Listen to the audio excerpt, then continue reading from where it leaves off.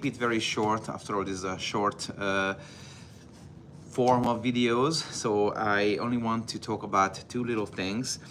One of them, as a footwear professor, this was one of my pet peeves, because when I came to this country, I started to teach in a college, and one of my first class was footwear design, and I went to the classifications. And when you talk about classifications, you talk about shoes like Oxford Derbies, hole cuts, high heels, whatever not.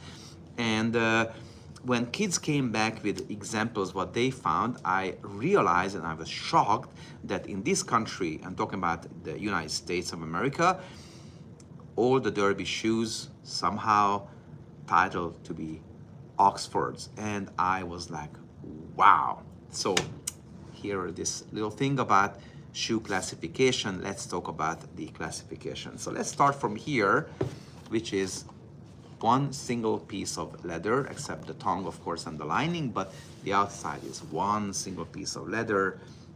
The only seam is in the back, but otherwise this is one piece. So this is called hole cut because referring to the one piece. Okay, if you add any additional piece, like for example here, that is not a hole cut anymore, that's an adelaide.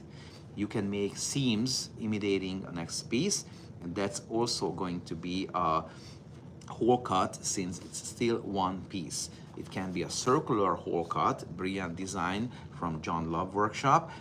That is a hole cut technically with a seam. And now, this is very simple, there's no debate about hole cuts. There are seamless hole cuts, which only means that still there's a seam in here, there's no seam back in here. That's gonna be another topic for another conversation. Now, what is an Oxford? An Oxford is this. When the vamp, which is this piece, overlaps the quarter, so that's gonna give you a nice closed shape in here, that comes to be an Oxford. Okay, this is a formal wear. Some considers a plain cap-toe Oxford to be one of the most elegant shoe. That could be another debate. We're not gonna do that right now. But the classification of this, vamp overlaps the quarter, Oxford. Now, what's gonna happen if this overlap goes a different way? This is a classic Budapester shoe. The quarter overlaps the vamp. That's a derby. Or for some reason, as the British says, Derby. I don't know. I'm not a native speaker, so I'm okay with both. Quarter overlaps vamp, derby.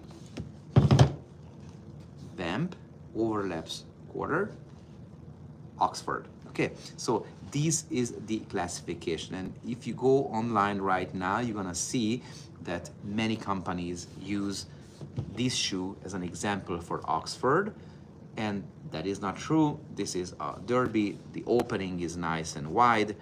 Vamp goes under the quarter, or quarter overlaps the vamp. Derby. Oxford. Thank you for the attention.